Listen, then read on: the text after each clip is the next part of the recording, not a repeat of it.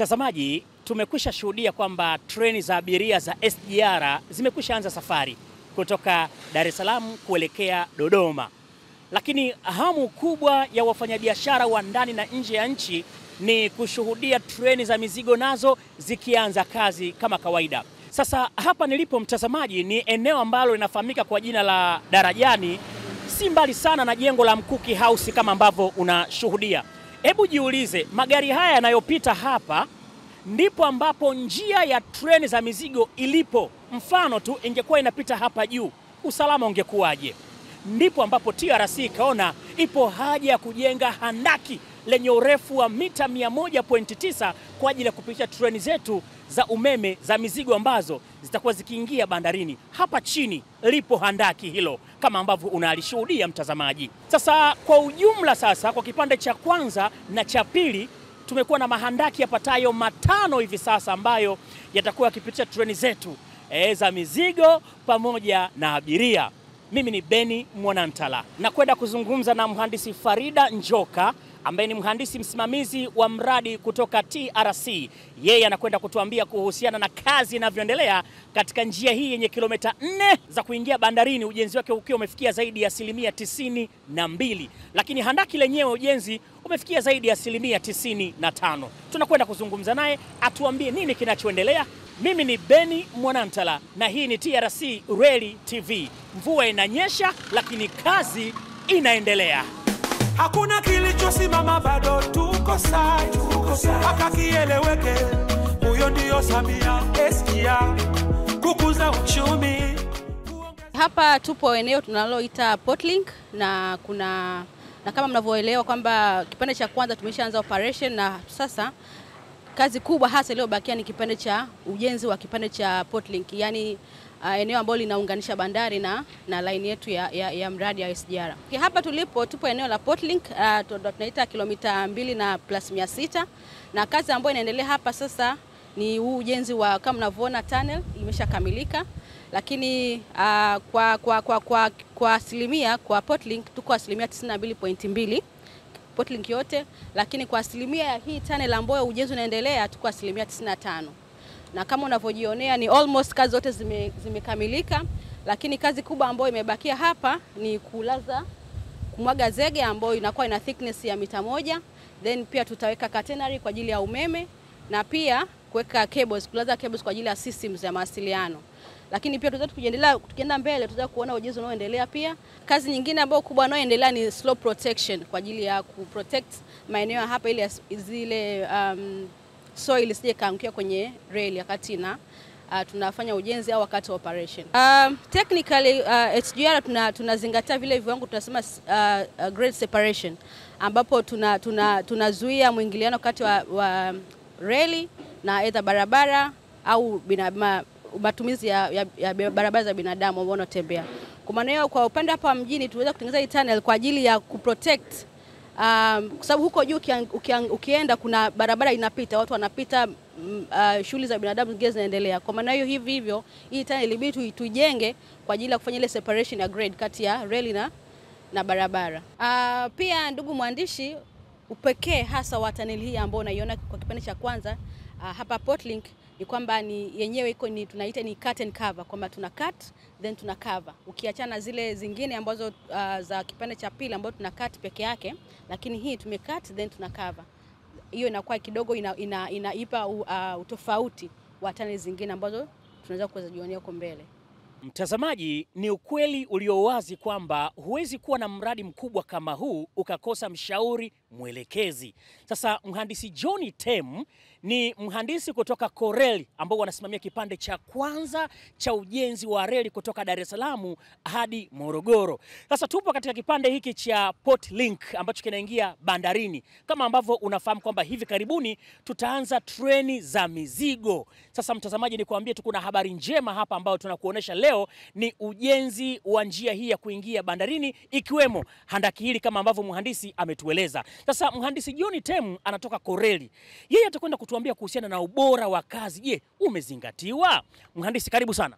Asante. Kwema kabisa. Salama. Hebu tuambie mhandisi kwanza, kwa jicho lako ubora wa kazi umezingatiwa katika ujenzi wa Portlink ikiwemo tunnel hii? Ninapenda kukuhakikishia Watanzania kabisa kwamba ubora wa kazi hii ya ujenzi wa reli ya kuelekea bandarini, yani Portlink, umekizi kiwango cha kimataifa. Manake hata requirement za ujenzi huu ni requirement za kimataifa.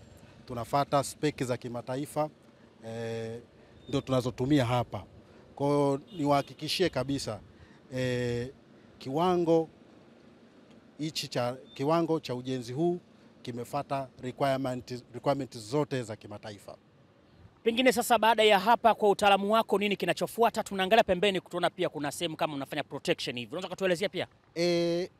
Kama mnavyoona huku pembeni yetu, upande wetu wa kushoto, kuna jengo kubwa ambalo linaitwa Mkuki Building. Ni jengo ambalo linaitwa Mkuki Building. Hili jengo, kwa sababu hapa tulikuwa tunachimba, tuna excavate depth ya karibia mita 8 na zaidi. Sasa hili jengo lilikuwa liko katika hatari.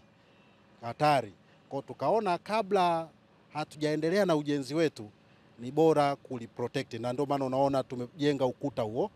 Tumejenga continuous in situ pile, na baadaye tukaweka ukuta kwa ajili ya kuprotect hili jengo ili lisiweze kudondoka. Pia unaona upande wetu wa kulia, utaona pia kuna barabara inatumika na inapaswa kuendelea kutumika. Kwa kuzingatia hilo, tunajenga, unaona kuna pile kule tunazijenga continuous in situ pile kama hizi tunazijenga, ambao ni ukuta pile ambazo zinakuwa kama ukuta chini kwa ajili ya kuprotect hii barabara, na pia tutajenga ukuta wa mita 3 kwenda juu kwa ajili ya kuprotect hii slope isi collapse, ili kwa ajili ya kulinda hiyo barabara. Kwa hiyo vitu vyote hivi tumeviangalia katika ujenzi huu wa reli ili kuhakikisha miundombinu mingine haiathiriki na ujenzi huu wa reli. Pia physical progress, yani kwa maana ya progress ya sasa hivi iliyoko. Sasa hivi tunachokifanya, tunaendelea na hizo piles, na pia tunaendelea na excavation hapa, yani kwa maana ya soil improvement, excavation na soil improvement. Ni hilo tu. Mtazamaji, kama ni mzoefu wa kufuatilia vipindi vyetu, basi kinachofanyika hapa si kigeni kwako, kwani tumeshuhudia pia miaka kadhaa kilifanyika hivi katika ujenzi wa mahandaki na ujenzi wa reli katika maeneo mbalimbali, kipande cha kwanza na cha pili. Kama ambavyo unashuhudia kuna nyasi zimepandwa, ambapo hii wanaita slope protection, lengo likiwa ni kuzuia kwa maana ya udongo usije kaingia ambapo reli inapita. Lakini kitaalamu zaidi ina maana gani hasa? Tunaye pia mhandisi Temu yupo hapa. Mhandisi, tuendelee tulipoishia. Karibu tena. Kwanza eneo tuliloko hapa ni vizuri kulijua. Ndio. Tuko katika kipande cha kuelekea Portlink, kipande cha kati ya kilomita 2 plus 100 mpaka kipande cha kilomita 2 plus 500. Ili eneo unaona ni eneo ambalo lina ni cut section, ambao cut section yake ina mita ya kukadiria karibia mita 10. Utaona kuna kati kubwa, na unavyoona kama unaona jinsi ilivyo, tumefanya protection. Kazi inayofanyika ni kufanya protection kwa kutumia filter blanket, na tunapanda majani, ambayo majani haya tunaita hydroseed, kwa ajili ya kuzuia mmomonyoko, ili tuta lisipomonyoke kipindi cha mvua. Safi kabisa. Kwa maana yake kazi inaendelea. Yes, kazi inaendelea. Mhandisi, nikushukuru sana. Asante sana. Asante sana. Asante sana. Naam, mtazamaji, huyo ni mhandisi kutoka kampuni ya Corel ambao wanahusika na masuala mazima ya ushauri na uelekezi katika mradi wa ujenzi wa reli ya kisasa ya SGR kipande cha kwanza chenye urefu wa kilomita 300, na sasa tupo katika kipande cha kilomita 4 ambacho kinaingia bandarini na kutoka bandarini. Umezishuhudia treni hizi za mizigo zikifanya majaribio. Sasa zitakuwa zikiingia hapa, mtazamaji, na kuingia katika handaki hili moja kwa moja mpaka bandarini. Kazi inaendelea. Mheshimiwa Rais Daktari Samia Suluhu Hassan amesema kazi iendelee. Mimi naitwa Beni Mwanantala na hii ni TRC Reli TV. Ufanisi katika usafiri na usafirishaji utaongeza kuongezeka. SGR